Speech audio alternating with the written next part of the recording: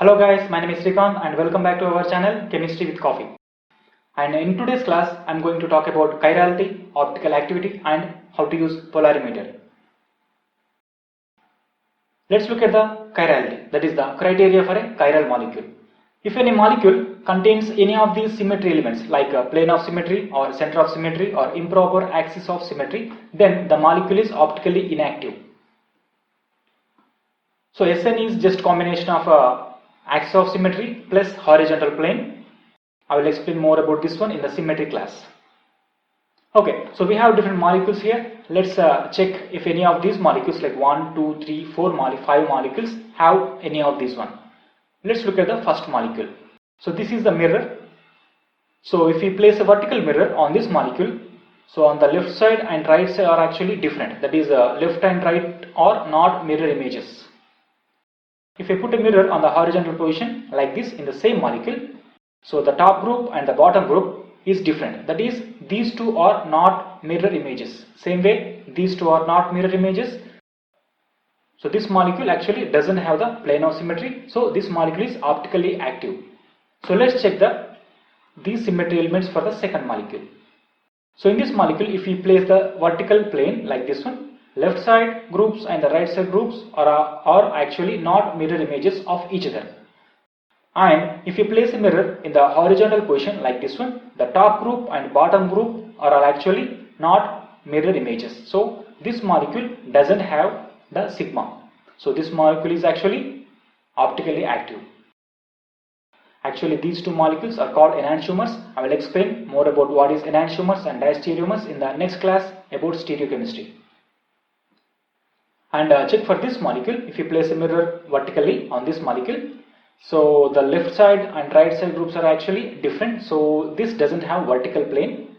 If you put a mirror on the horizontal position, the top group and bottom group are actually mirror images of each other. That is, this molecule has a sigma. So this molecule is optically inactive because this contains one of the symmetry elements listed here. Same way, let's check the inversion center for this molecule. This is a Saha's projection. So we have one carbon here and the other carbon here, and this carbon contains bromine actually projected downwards, and this hydrogen to the top left and this chlorine to the top right. Same way, let's look for this molecule. This bromine is actually projected upwards and this chlorine is to the bottom left and this one to the bottom right. We say the molecule has inversion center if these two groups are actually same and these two groups are actually same and these two groups are actually same. So for this specific example, so this group and this group are actually same bromine, and these two groups are actually same hydrogen, and these two groups are also actually same, so chlorine. So this molecule has inversion center, so optically inactive. For example, if this molecule contains CH3 in place of bromine, then this molecule doesn't have a inversion center. Molecules can be optically active with chiral carbon atoms. For example, carbon atom attached to 4 different groups like we have in the previous example, this one. So this is the carbon atom and this one is hydrogen atom and this one is chlorine, fluorine and this one is bromine. So this carbon is attached to 4 different groups. So this carbon is called chiral carbon and this molecule is actually optically active. Molecules can be optically inactive even having chiral carbon atoms like mesomers and racemic mixture. So this is actually a mesomer. So this has a sigma plane. So this molecule is actually optically inactive even though it contains a chiral carbon atom. For example, this carbon is attached to CH3, OH, hydrogen and this big group. So this carbon is attached to 4 different groups. So this is a chiral carbon atom, but this molecule has a plane. So this molecule is finally optically inactive. Molecules can be optically active even without having any chiral carbon atoms like allenes, spiro compounds and biphenyls. So this is an allene molecule. So this contains adjacent double bonds like this one. So these two groups are actually in different plane and these two groups are actually in different plane, as you can see clearly from this model.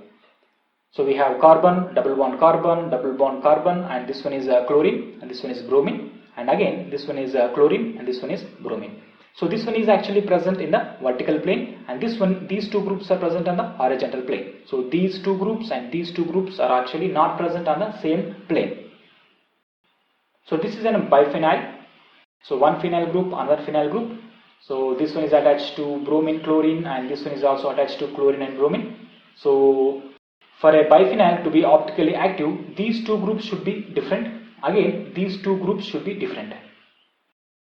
Actually, this phenyl group is present in one plane, and again this phenyl group is present in different plane. As you can see here, this phenyl group is present in the horizontal plane, and this phenyl group is present in the vertical plane. So we have bromine at the top and chlorine bottom, and this bromine towards you and this chlorine away from you. So these are actually hydrogen atoms. Okay, so far we have discussed what is optical activity and what are the criteria, that is symmetry criteria, for identifying whether a compound or molecule is optically active or optically inactive. Now let's see the working mechanism of polarimeter. So the application of polarimeter is very simple. So if you place the sample to be analyzed in the polarimeter, and if you run the experiment, at the end you will get to know whether the compound is dextrorotatory or levorotatory, that is the compound is D or L. Let's see what is dextrorotatory and what is levorotatory. Okay, so polarimeter setup is very simple. It has a light source and a polarizing filter and a sample cell where we place the sample and the analyzer. First, the light source produces the light which is oscillating in all different directions. So this light is passed through a polarizing filter which only allows light that is oscillating in one direction. This light is then allowed to pass through a sample cell containing sample solution to be analyzed. So this light, while passing through this sample cell containing the sample solution, will either bend to the right side or left side. So in this specific example, this light bent or rotated slightly to the left side. As you can see the angle here actually. This is actually analyzed by the analyzer. So this is how we find out the sample solution's optical activity. So we call the compound dextrorotatory and assign D or plus if the sample rotates the light in clockwise direction, and we call the compound levorotatory and assign L or minus if the sample solution rotates the light in anti-clockwise direction.